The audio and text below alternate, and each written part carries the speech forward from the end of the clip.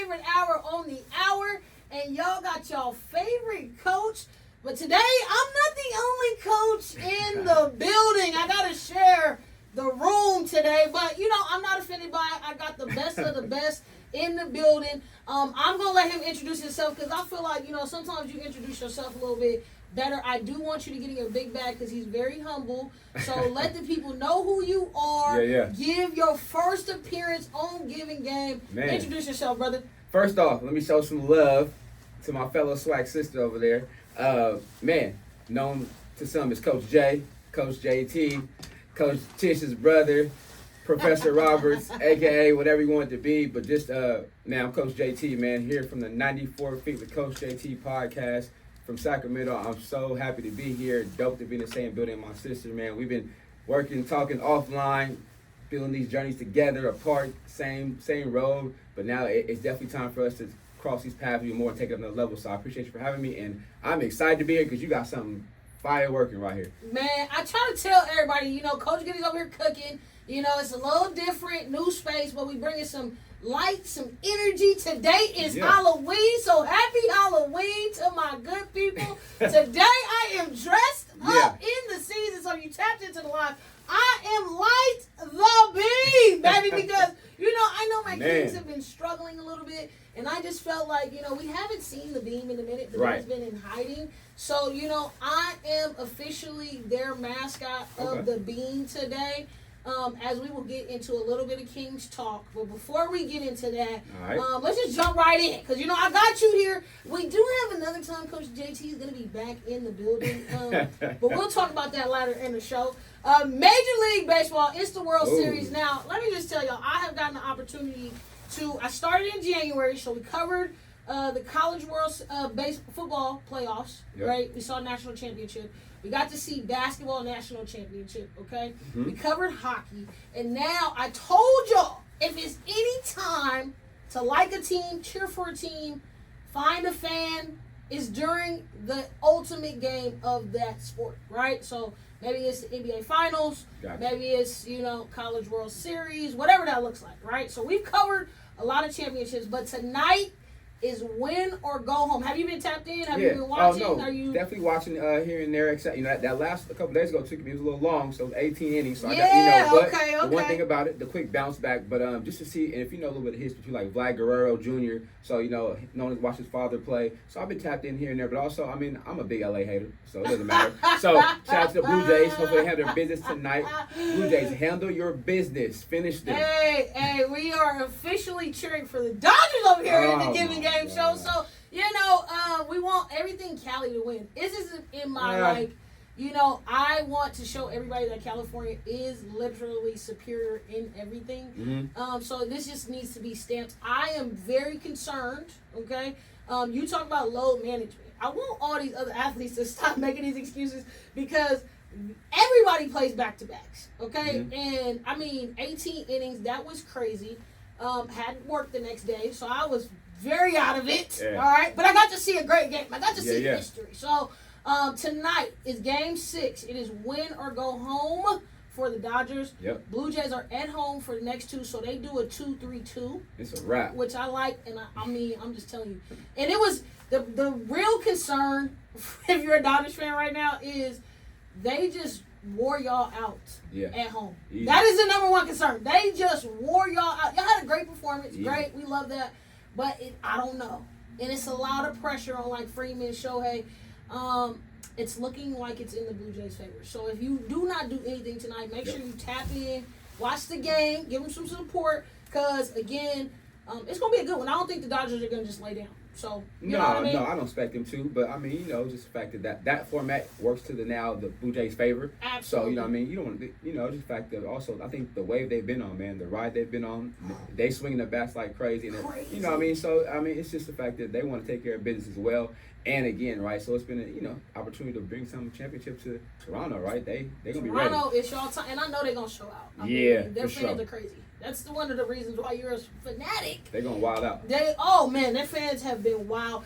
As we talk about Major League Baseball, let's go to our favorite sport, okay? Right, let's get to Basketball is back, big dog. Basketball is back. How do you feel Man. Where's the energy at? You All know, right. it's the start of the season, so I really don't be buying in, but I seem like I've been bought in a little bit more than usual. Yeah. Because I usually just watch opening day, take a break, go to Christmas. But I've been watching and a little bit of attention. Who you like, what you been seeing as the start of the season goes. So, so said as far as the TV stuff coming on TV, all the new platforms is crazy, right? Peacock, you watching all the platforms, which I'm not mad because I already have some of those. Yeah. So I'm good. But then I went to the opening night last week. Oh, and so, of course, expectations look, but you gotta keep it 100, keep it a stack. The vibes was cool, but I don't know. I don't know, man. It was good, but it goes like the expectations, right? I just want us to win so bad, but it's like, man, I don't want to overdo it. Man. But I understand things. Everybody's going through stuff now. How are you liking this new edition? If you didn't know, talked about it a little bit last week. Yeah. Because I got a chance to go to Fan Fest. Yeah. Energy was, I kind of feel the same. Yeah. It was high, but then it was like a little awkward, just a tad bit. With that being said, though, you see a roster like they got. What are you thinking? I mean, I don't want to say it because I don't want to put it in the atmosphere, but we know what they say about our franchise coming here. So I'm like, should I be optimistic? Should I lean it? Now, it's the beginning of the season, so everybody got a chance right now, okay? I'm leaning into what they need to do. But how are you thinking about the makeup of this team? Murray injured right now. It's tough, like I said, and we got to call spade a spade. We know it's just tough to figure out where we're going. Yeah. So then seeing the roster again, even as a fan and as a coach as well, though, for sure, I think that's the one, aspect upper hand I'm looking at. And then compared to other NBA, the style of play, the identity, I have not seen any of that. Even last year, though, because the NBA style now, and I mean, we can break it down because we're two basketball people who, the style of play in the NBA is really a 4-out, 1-in set or somebody in the dunker spot. Yep. Or if you're going to play through your 5-man, he has to be able to shoot the 3-ball. It's all about pace and space. Our team has neither. And that's the biggest thing to where I've seen last 2 years talking to my boys on their shows. Yeah. Just as far as the spacing, right? Having Sabonis occupy the high post, having DeRozan mid-poster, he's shooting more threes this year, but other guys like to go downhill. The defense, as if I'm coaching too, we got foot in the paint or whatever, as elbows in the NBA, you can't always get in there, get in, get out. But I'm clogging that paint because Sabonis not going to shoot the midi enough or the 3-ball. DeRozan not going to shoot enough threes.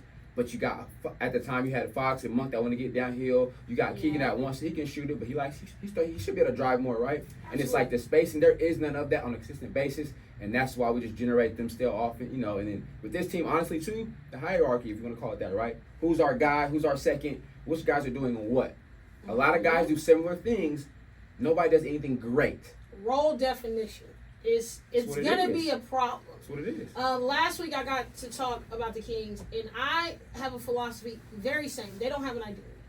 But I also, as we will talk about throughout all the sports today, is like nobody wants to get it a different way. And I feel like the Kings, as the system, it's not connected. So they got to have a new identity, a new way of playing. Kind of very much so like Indiana. Not what we ideally thought would worked out because it worked for them. Mm-hmm. They also know what they're going to give, what they're not going to give. There's a different level of get it out the mud. And unfortunately, as an underdog, I'm like, what other route could y'all go? You know what I mean? Like, honestly, like, when is it going to click in everybody's mind? It's like it's always we're talking, we got the big, we can get these players, but at the same time, it's like, when are we going to form an identity? Are we going to be the nitty? We're not going to get the big LeBron contracts or the Wembys. They're not coming here. So we have to define ourselves as one of these nitty-gritty teams in the NBA. Y'all keep getting in the bubble. So you're showing like, oh, you guys have moments of it, but it's not our identity. So it's like we're always in scramble mode, and especially when you have change of coaches, change of leadership. Yeah. And I'm just saying, as the older guys who's now come over to our team, the Levines, the Westbrooks, nobody wanted you, bro. Let's just keep it a stack. Nobody wanted you. So can I at least get 110 to prove it wrong? Now, I know Westbrook is that type of guy, okay? And I'm like, can we get a little bit of it? Now, I don't know what's going on with this starting position. I don't really like him. The money, right? So think about this, like, these grown men with money now, it's a different aspect, right? Because, honestly, I've been a Russ fan since college, all that. Yeah. and realistically, yes, but given where we're at now, even with the Schroeder's play, like he was good for Detroit off the bench. Yep. Where has he been an actual, outside of the Olympic game style of play, a great starting point guard? He has never been just that, right? No. But now watching him not shoot the 3 ball, because again, the Euro 3 is shorter than the NBA 3. Yeah. A little more confident, a little different. You know what I mean? But also, he likes to play in space. Absolutely. He needs space so he can get down and get to the rim Sabonis and pass needed the to ball. be the Joker this summer. Or he needed to be getting the sensei of Wemby, because I need his game to evolve. I need him to really get in the lab. Well, obviously, the season's here, so hopefully you did this summer. But it ain't looking optimistic right now with a 1-4 start. And coming up in November, it's 50% home, 50% away. They got 16 games, 8 home, 8 on the road. Man, we got to make it up the next 2. It's rough right now. Like, that's how important the first games were. Yes, absolutely. It's like, what are we doing here? We didn't even come out, which is why I tell you Kings fans, listen, God, love my city. I don't know if I'm a fan yet. All right? Now, I get there, I get excited. You know what I mean? Y'all get me in the motion. Yeah. See the Weber jerseys, I get excited again. Facts. But then it's like, dog, we need to win. So, let me ask you, though, because it's tough, as we know, as coaches, right? Yeah. But in the pro sports and pro rosters, I mean, to a certain extent, I wonder how much say-so they have in the rosters and how much, and I know the money factors and a lot of the stuff that we're locked into some bad deals. Absolutely. And that's tough because we can't go get nobody. But what I want to see from Doug, I've been telling Doug, Doug, when y'all hear the show, y'all going to tap in with me, man. Listen, you got to be in the NBA a money motivator. You got to be a money motivator. It doesn't matter what you draw. Mm-hmm. It don't matter what these guys are too talented. And again, I don't believe in this whole just let them run the ship either. I still believe in coaches. Now, why is we not coaches if we don't believe in ourselves? But at the same time, I'm like, which is why I kind of think that would be easier for them. Mm-hmm. It's like Doug Christie, you was that type of guy. Everything that he says is like, we got to be better, we got to perform more, we got to give 110%.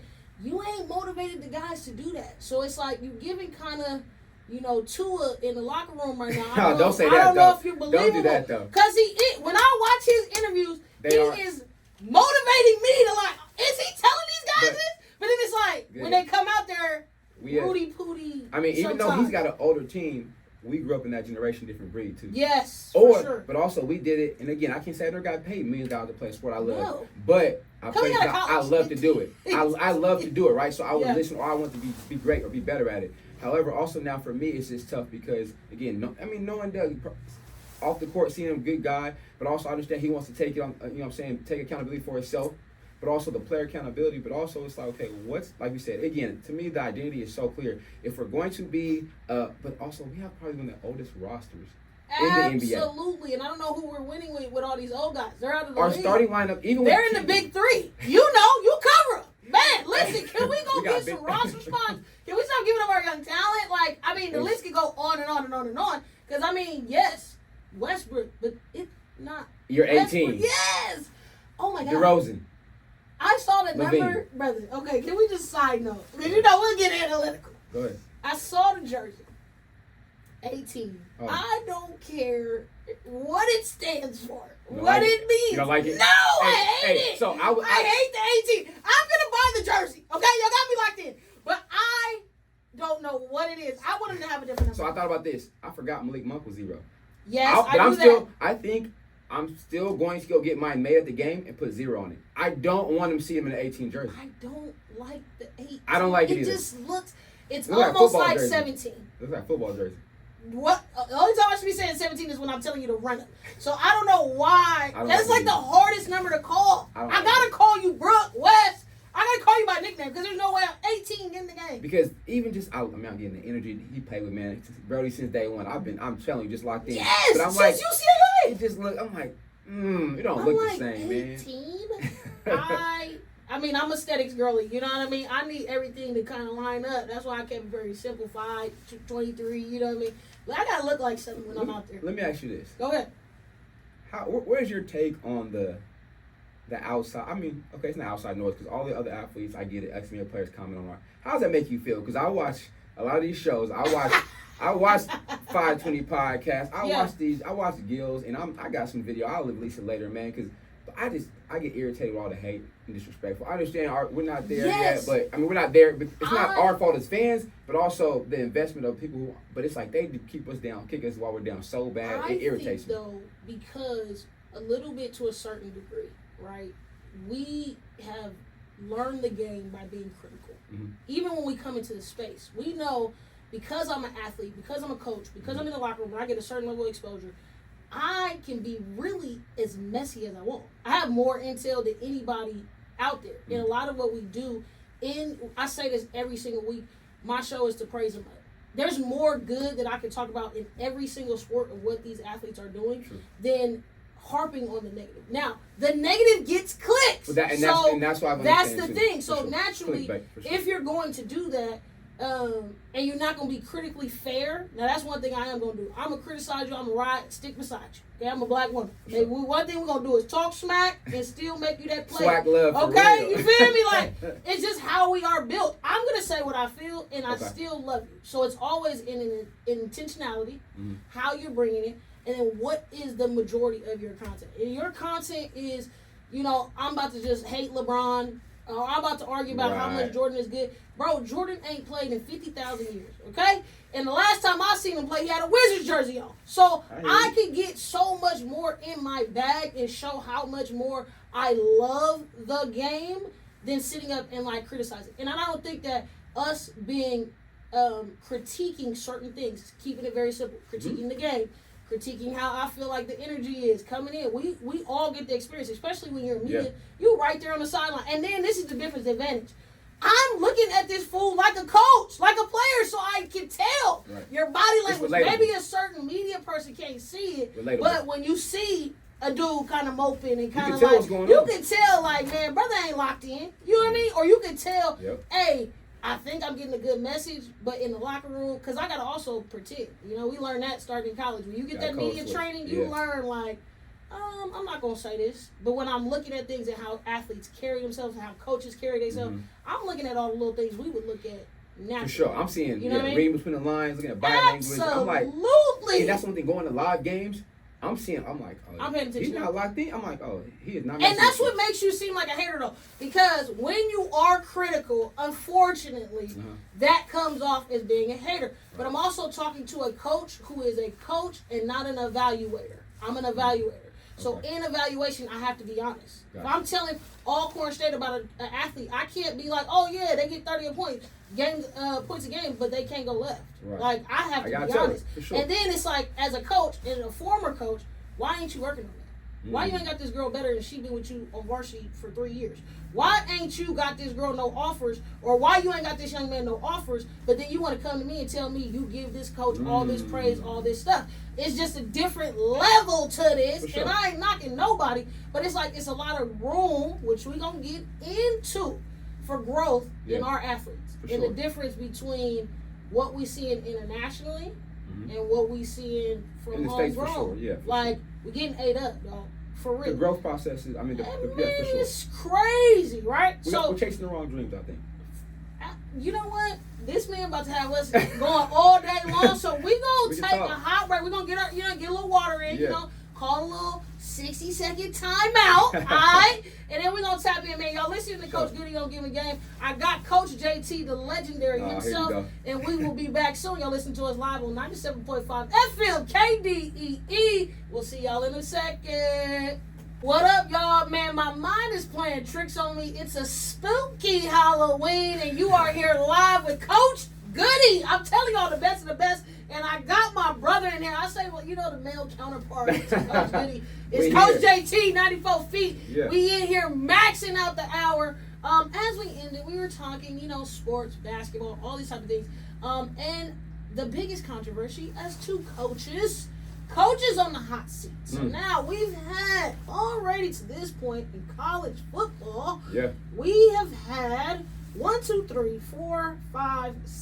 7 firings. Major universities like LSU, Penn State, UCLA, Arkansas, getting them out of there. Okay. Mid-season? Yes, of course. We're getting them out mid-season because why not? We don't care about you. What's your opinion on the state of coaching? Right. I think it's a wild animal what we deal with the NCAA. I don't think though we've taken the time to look at the coaching side of things. So we see all these athletes, they're moving. You see a lot of coaches taking big deals, but now we're firing them and we're getting them out of there. Severance is going to be great, but we're getting him out of there. That's a lot of pressure. And as two high school coaches who are at will and been at will, okay, no security. Right. What does this make you feel about the state of like coaching, the environment? How is it changing necessarily for us when we're looking at it, in a different perspective than the athletes? Prime said it best. I mean, coaches are hired to get fired or you're hired for your next job. Yeah. But then now it's so much of the financials involved in it. The boosters, the NIL people have so much of a internal pull on that. If they're not happy with the outcome of the revenue, wins produce revenue, right? You got to go. I mean, and it's tough, especially as a coach, Penn State guy. But I know he's been there for a while. He's probably come up short. Yeah. But again, the severance package is great. Right. However, been there for 3 years. But he's like, man, I believe he's in it for the right reason. So that's tough. But also the players have to play the game. Absolutely. You have to execute. We can only do so much, right? Yeah. We watch film. This is past just coaching. Yes. Absolutely. All that structure. You should be in this spot. I'm preparing my players to be here. You should be over here. This is what's going to happen. We scout, coaches scout. They watch film. But the execution, and again, if it goes bad, we get point the finger. They point the finger at the coach.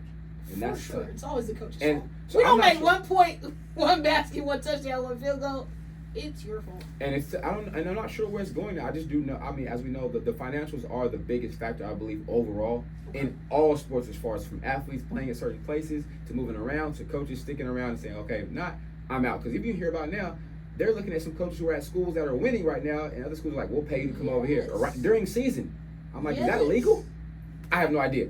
But that's just crazy to me. It's fearful. I mean, for sure.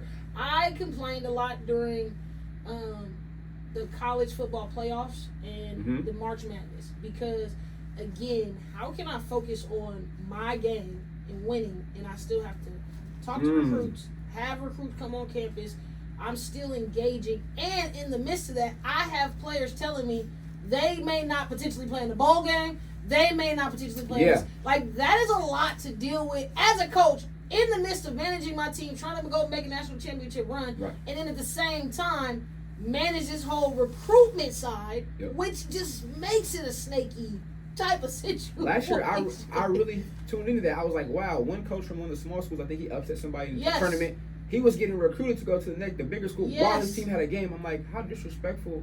Or whatever, signing on the dotted line. Like, he's announcing he's going to lose tonight because he's playing Florida. So we already know he's going to Virginia Tech next year. Like, it's wild. We haven't seen the transition yet as much in football, but just letting the coach go in the middle of the season, I don't see it giving much of an impact because you got to bring somebody new.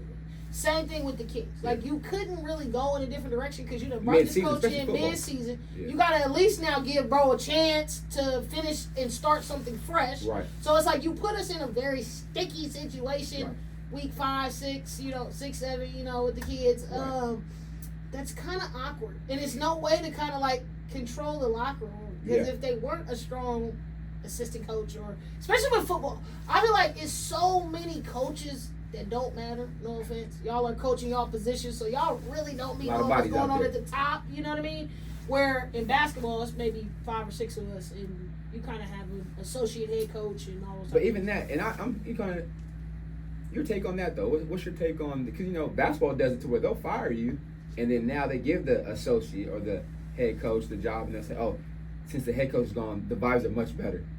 They're doing this. Oh, he's a good guy. He's a team guy. And I'm like, well, I mean, he's been under the head coach for a while, so they must have some similarities. I understand. Listen, we both know. We have both been assistant coaches, first assistants, and we both been head coaches. Yep. I will tell anybody, yes, you might be in love with the assistant coach. It's designed that way. It is designed for your success. Well said. It is designed for you to come in the gaps, because somebody got to be the good guy. Or vice versa, somebody got to be the bad guy. Right. Yes, or vice versa. Yep. And usually, the assistant coach is in a position. I probably said the only person that I know is just a stickler is that UConn assistant coach. She don't play no games. Okay, they look like both of them. 1-2 is some heavy hitters, but you also see the relationships matriculate down the bench. Right. Essentially, somebody got to be the bad cop. Somebody got to be the good cop. Right. I think coaches are learning to balance both.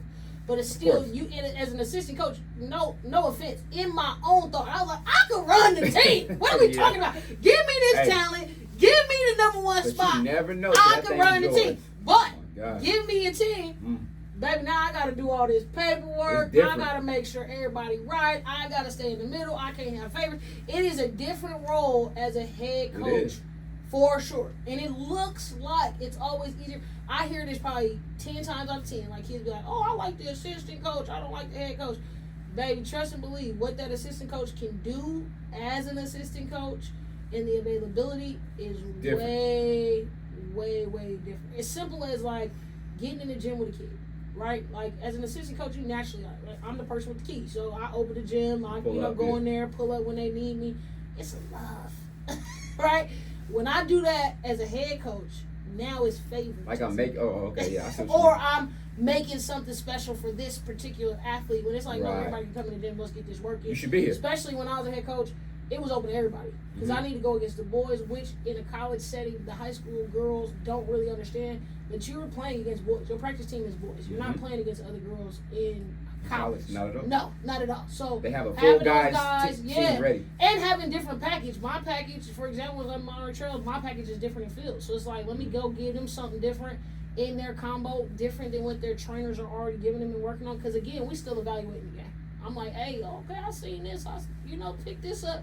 But having that in the gym now, it's like I got to let everybody in here be neutral more than like, well, you went to the gym 6 times. Elgro, shout out to y'all because y'all babies don't play, boy. They be keeping the facts, the stats. We both coached in Elgro, so we know. Yeah. But it was like, as soon as I became a head coach, it's like paperwork. It's the managing. It's make sure the bus is make sure we got enough money to order these sweatsuits. I'll be thinking, we just get to come out and look good. But baby, dealing with the attitudes and the parents. Woo! The parents, I mean, that's a whole other. That's a whole other hour. Look, that's a whole other. I gotta go to Coach JT show and get in there because we got time on there. We can talk. Man, the parents is a whole other factor. Yeah. When we talk about, and that's a great segue because parents, I be trying to tell y'all in California, one of my biggest missions in Coach JT naturally too is we promote HBCUs out here. Yeah, okay. For sure. My boy representing today. I got in trouble a couple weeks ago when it was y'all homecoming. My aunt, shout out to her. She went to Alcorn State University. And I said Alcorn, just Alcorn. She got offended. So you know what I mean? Let me clean it up. Because it's Mississippi to Mississippi right now. It is that home team. But we promote, we push, we wear it, and you don't understand how much parental pushback we get by saying, hey, this is a great opportunity. This is a great stepping stone or just a landing place because everybody's thinking like, oh, I'm going to go get bigger because of this portal and NIL and all this other stuff. But really, it might be the home that you needed to land at. Opportunity. Went to Alcorn. Man. How hard has it been for you to like push getting some of your athletes over to HBCUs and get some of your parents to kind of like understand what really the opportunity looks like? So I would say more so now the opportunities, and not even my players, right? I've been blessed to coach some guys and win some places, but just kids in Sacramento alone. And I know that's why I show so much visuals on my platforms so they can see, oh, this is not outside of the actual game itself or whatever sport you're playing. It's a different lifestyle, but you can have fun, you can interact. Oh yeah, okay. We say Mississippi, but it's not all. You're not in the. I mean, again, Alcorn. Yes, we in the Alcorn, woods. Listen, do not speak for us. We in the city, baby. However, but shout out to Tougaloo, shout out to Marty B. You know, we in the city. But, look, you know what I mean. We ain't gotta. But all of them are not like the that. upgrades though too. Yes, but all of we them are are in not 2025. Like and they just got 42 million. 42. Appreciate you. Yeah, shout out. Look, hey, I appreciate it. But on the other end of it too, some other schools are suffering, right? Yes, like, absolutely. I know Xavier College down the road laid off 50 people. It's just 50 staff. It's the fact that the opportunity for you to grow as an individual. Though I keep telling anybody, it's the best thing you can really do for yourself as a young person. Even if you don't stay for the whole 4 years, if you go out for a year, the relationships you make, the ups and downs you go through, the perseverance though, because as we say, if you can make it in any HBCU, you can make it anywhere. Because we don't have all the resources, however, we rely on each other to a T. Man, it's a totally different level of support. Yep. Support. I think college is the hardest thing outside of being a parent that you experience. Lifetime, right? Man, it's like you're gonna show yourself. But again, like you said, that proving it to yourself, I can be successful anywhere. And we already from Cali, we was just out in Vegas, and we telling the kids, they all like, showed up you out know there. what I mean? Fire. Like, you really could make it. If you could be successful at HBCU, everything you're going to learn and you come back to your big city. Some of these schools are in big cities. So and they are. It's like, you can make it out there. You for sure can make it from little Sacramento. Like, And no offense, but it's like, come on now. But they wonder why, though, we can do so many things. We took this Sacramento mentality, right? Yes. We move faster. Hustlers. We hustle hard. Come but on also now. I went down south, though. Now I know what it's like to have nothing or go through some stuff with minimal and still make it work. Oh, yeah, when I get back to opportunity or I can do multiple things at once. Oh, yeah, some people do 1 or 2 things. No, I'm doing 2, 3, or 4. For sure. Goody, why you everywhere? JT, yeah, I'm everywhere. Like, yeah. I can move around, or I know why I'm doing it. Yes. I know why. Like, that's the opening night. I pulled up the Friday night to the Kings. Oh, by halftime, I was at Sac State, still networking. Yeah. Had to show up, pop over there. Get a little step in. And I gotta see what's up. I mean, you just never know, right? Because you gotta be in that space. Absolutely. If I can do it, it's like practice, right? We gotta practice the skill set before we go ahead and execute. For sure. We was already doing it. We was already tapped in. We was already making sure, like, you also gotta determine, hey, where's my opportunity? I was telling the kid, like, well, you gotta create it though. 50% majority of our HBCUs are Division 1 or Division 2. So when you're thinking about, it's like 107 schools, bro, it's a lot of opportunity. It's a lot of money. Like, and you can be a star. I'm just saying, like, y'all are willing to, at some points, like, be a bench writer or gray shirt at junior college. Like, they're not even invested in you. And you could go down and you could go down there and get minutes. And nowadays, with the advantages of the youth today, we've paved the way because we played at the level. Now, tape recorder. We talked about this with Cyrus and my boy. You guys can do everything. You guys can get small NIL deals locally. I know a couple people who are getting Walgreens deals down south. They're getting a small little whatever, but they're going out there playing, building their platforms up. And if you kill, yes, you can be elevated. You can go to the next level. My niece at Morgan State had a little shop, little steak, little shop. Man, had a deal with her. Had lashes, getting wigs at Morgan State. Make you do what it do. And I'm like, if you are pushing yourself out there, you got this computer in your pocket. I tell them they the smartest, dumbest generation in the world. Because it's like y'all are so smart, but then it's like how to use it properly. It's not always clicking there. We talked about just Jackson State in general. You know, I got to see my team last weekend. Yeah. I just want you to know the vibes in Vegas. I'm just so disappointed that you weren't there because this is my other HBCU brother. We be ripping and running into each other all the time. I know it's if it got something to do with HBCUs, we're going to pull up. We're going to be there. For sure. There is over 21 basketball games out west, starting from like Nevada. I'm going to go see them. A&M is playing them. That'll start my kind of week off. But Washington's playing a whole bunch of HBCUs this year. Arizona's playing a whole bunch of HBCUs. Being able to go and see 30,000 people. Ain't nothing like it. In the Raider Stadium. And I was in VIP. Shout out to the big dogs that had me in the VIP. Big time. I was on the Grambling side. It was, it was cost efficient. But I went over there with my Jackson State gear. Because y'all know how we do in the Jack. And then just yesterday, you had a very close game, 27-20. Norfolk State, where Michael Vick is the head coach. And Delaware State. Delaware State is just amazing. Listen, brother, I don't know how many, northern HBCUs you got an opportunity to see. Yeah. But, baby, they got money up there, North. Listen, but I know they got it popping. I said, this campus is just gorgeous. I'm talking about, it's a whole different world. Bro, I thought Hampton was, it's just everything up north. All of them, they are just very beautiful. Very different than the South. That's dope, very different than our South aesthetic. But they just got to play yesterday. It was about 69,000 in the building. They also played at the Philly Stadium. So this is 2 NFL HBCU games. We know that all the leagues have partnerships, but the exposure from thinking back with Dion, oh my gosh, COVID, that first game, becoming an HBCU coach into where we are now. That was crazy. Talk to me a little bit about it. Like, the transformation to getting to this. I am ecstatic with joy. I was like, we all win because it was all core people in there. It was Bethune-Cookman. It was Southern. It was everybody that was an HBCU out west or attended an HBCU showed up. But I know that's what it took, because if you think post Dion, that first run. Now, last year I got a chance to go to the Bay Area for the basketball game in Oakland. It was a movie. I mean, everybody, they was in there deep, dressed up, the crowns on, the royalty. People had their gear on. I was like, man, that first game in Jackson State All-Point Classic, it was like a big family reunion. But for everybody. But then I seen people, the couches on the. I said, oh, we got to put our twist in it. We got to be us, right? But just that live, everybody talking, dapping up, eating, fellowshipping, communicating, having a good, and it was a nice day like it was today. It was like, we can be this on a regular basis, but also we can shine a light on our programs. A great game, different programs. To see D. Jackson and Vic do this, man, and at a high level. At a high level, right? D. Jackson is potentially who they saying. I don't want to say Jackson State. I'm not going to wood right now, but somebody gonna try to come get him. That's what we may have to play in the national championship. I mean, Alabama State's playing really well. Jackson State could not afford a loss, but I got to give all shout out to Grambling. They 27-26. Like, what other?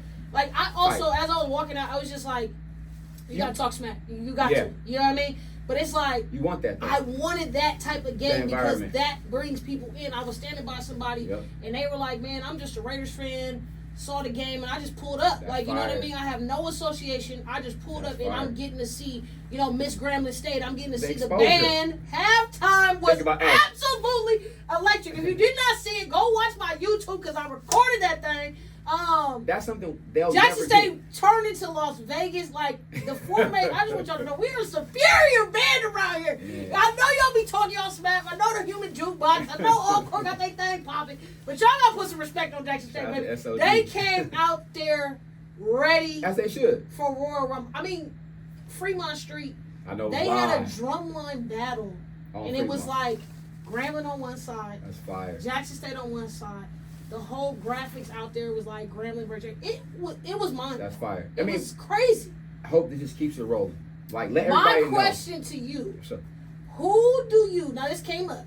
Who do you think could replace? Do you think they should do a rematch? Because I'm always for a three-for because we need to be the kings of Las Vegas. But do you think they run it back with Jackson State and Grambling? Because Grambling's alumni, shout out to Las Vegas. They showed up. Alumni. They have one of the largest alumni out west. And they are deep in Las Vegas. Yeah.